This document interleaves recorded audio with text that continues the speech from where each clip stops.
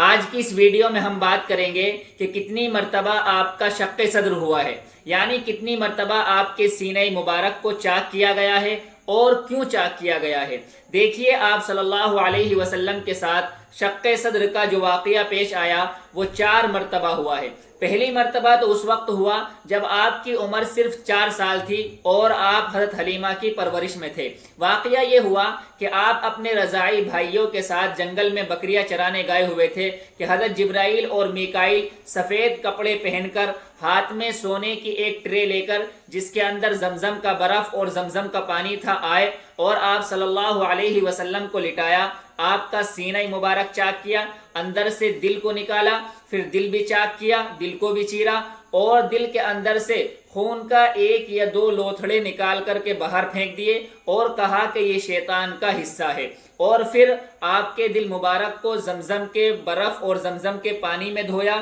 اور دھونے کے بعد آپ کے دل کو سیا، سینے کے بعد آپ کے دل کو آپ کے سینے میں رکھ دیا گیا اور پھر آپ کے سینہ مبارک کو بھی دھویا اور دھونے کے بعد آپ کے سینہ مبارک کو سی دیا گیا اور اس کے بعد آپ صلی اللہ علیہ وسلم کے دونوں شانوں کے درمیان مہر لگا دی۔ یہ واقعہ دیکھ کر آپ کے رضاعی بھائی دوڑے ہوئے حضرت حلیمہ کے پاس آئے۔ دیکھیے انہوں نے پورا واقعہ نہیں دیکھا تھا، انہوں نے صرف اتنا دیکھا تھا کہ 2 آدمی سفید کپڑے پہنے ہوئے آئے ہیں، انہوں نے آپ کو لٹایا ہے اور لٹانے کے بعد آپ کا سینہ مبارک چاک کر دیا ہے۔ یہ دیکھ کر کے آپ کے رضاعی بھائی دوڑے ہوئے حضرت حلیمہ کے پاس گئے اور حضرت حلیمہ سے کہا کہ ہمارے مکی بھائی کو 2 آدمیوں نے قتل کر دیا ہے۔ دیکھیے اس زمانے میں آج کی طرح سائنسی ترقی تو تھی نہیں کہ آپریشن کے بعد بھی آدمی کے زندہ بچنے کا کوئی تصور ہو۔ اس وقت تو سینہ چاک کرنے کا صاف مطلب یہ تھا کہ آدمی کو قتل کر دیا گیا ہے۔ تو آپ کے رضاعی بھائی نے حضرت حلیمہ سے آ کر کے کہا کہ ہمارے مکی بھائی کو 2 آدمیوں نے قتل کر دیا ہے۔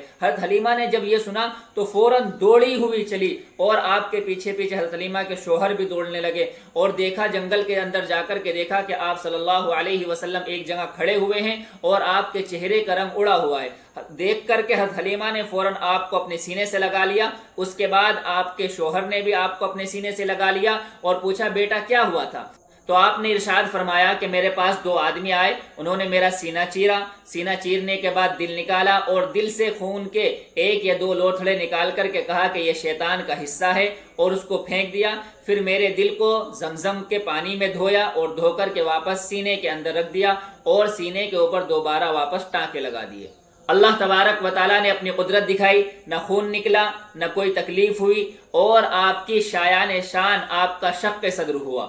دوسری مرتبہ اس وقت آپ کے سینہ مبارک کو چیرا گیا جب آپ کی عمر محض 10 سال تھی، اور تیسری مرتبہ اس وقت جب آپ کو نبوت ملنے والی تھی، یعنی آپ کو نبوت ملنے سے کچھ قبل آپ کے سینہ مبارک کو چیرا گیا، اور چوتھی مرتبہ اس وقت جب آپ صلی اللہ علیہ وسلم معراج کے لیے تشریف لے کر کے گئے۔ روایت کے اندر آتا ہے کہ آپ حتیم کعبہ میں سوئے ہوئے تھے کہ جبرائیل آئے اور جبرائیل نے آ کر کے آپ کے سینہ مبارک کو چاک کیا، اور اس وقت بھی جنت سے وہ ایک تشتری لائے تھے جس کے اندر ایمان و حکمت بھرا ہوا تھا، اور اس ایمان حکمت کو آپ کے سینے کے اندر رکھا اور رکھنے کے بعد ٹانکے لگا دیے، اور پھر آپ کو براق پیش کیا گیا، براق سے آپ معراج پر تشریف لے کر کے گئے۔ پہلی مرتبہ سینہ چاک کرنے کی وجہ یہ تھی کہ جب آپ کا پہلی مرتبہ سینہ چاک کیا گیا تو آپ کے دل سے گناہ اور معصیت کا مادہ نکالا گیا تاکہ آپ شیطان کے شر اور شیطان کے وسوسے سے محفوظ رہ سکے۔ دیکھیے ہم اور آپ تو شیطان کے وسوسے سے محفوظ نہیں ہے،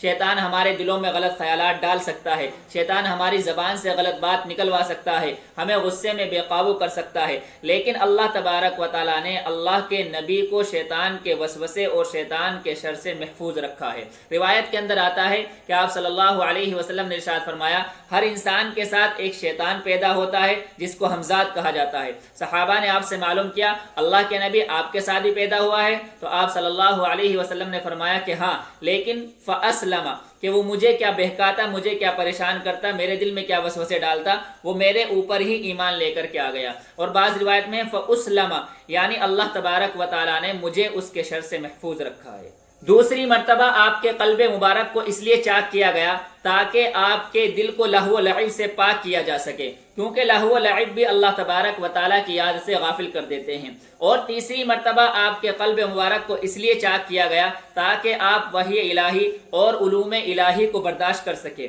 اور چوتھی مرتبہ جب معراج پر آپ تشریف لے جا رہے تھے، اس لیے آپ کے قلب مبارک کو چاک کیا گیا تاکہ آپ عالم ملکوت کی سیر اور تجلیات الہی اور آیات ربانیہ کو دیکھنے کا تحمل کر سکے۔ اور شق صدر کے بعد مہر اس لیے لگائی گئی تاکہ آپ کے اندر جو علوم و حکمت اور اسرار و رموز بھرے گئے تھے وہ سب کے سب محفوظ رہ سکے۔ دیکھیں، مہر لگانے کا مقصد ہوتا ہے، جب کسی چیز کی حفاظت مقصود ہوتی ہے تو اس کے اوپر مہر لگا دی جاتی ہے کہ اندر کی چیز باہر نہ نکلے۔ جیسے آپ نے دیکھا ہوگا جب کسی جگہ چھاپا پڑتا ہے اور اس جگہ کو سیل کیا جاتا ہے تو تالا لگا کر کے اس کے اوپر مہر لگا دی جاتی ہے تاکہ کوئی اندر کی چیز باہر نہ نکلے۔ ایسے ہی آپ صلی اللہ علیہ وسلم کے سینہ مبارک کو جب چاک کیا گیا اور اس کے اندر ایمان، علم و حکمت کو بھرا گیا تو اس کے بعد مہر لگا دی گئی تاکہ علم و حکمت کے خزانے سے کوئی کسی چیز کی کمی نہ ہو۔ رہی یہ بات کہ مہر آگے لگانے کے بجائے پیچھے کیوں لگائی گئی، دیکھیں شق صدر کے ذریعے آپ کے سینہ مبارک کو شیطان کے اندرونی وسوسوں اور اندرونی شر سے محفوظ کیا گیا، اسی طریقے سے مہر لگا کر کے شیطان کے بیرونی وسوسوں سے بھی آپ کو محفوظ کیا گیا۔ روایت کے اندر آتا ہے، عمر بن عبدالعزیز سے منقول ہے کہ ایک آدمی نے اللہ تبارک و تعالیٰ سے کہا، یا اللہ مجھے وہ جگہ دکھا دے جہاں سے شیطان آ کر کے وسوسے ڈالتا ہے، تو اس کو دل کے برابر میں پیچھے کے حصے کی جگہ دکھائی گئی کہ یہاں سے شیطان آ کر کے وسوسہ ڈالتا ہے۔ جب آدمی اللہ تبارک و تعالیٰ کا ذکر کرتا ہے تو وہ شیطان پیچھے ہٹ جاتا ہے۔ تو اس طریقے سے پیچھے مہر لگا کر کے اللہ کے نبی صلی اللہ علیہ وسلم کو شیطان کے اندرونی و بیرونی دونوں طرح کے شر اور دونوں طرح کے وسوسوں سے محفوظ رکھا ہے۔